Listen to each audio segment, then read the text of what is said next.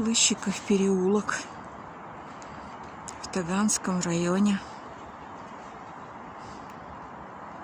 Здесь вот в глубине Лыщикова переулка находится храм.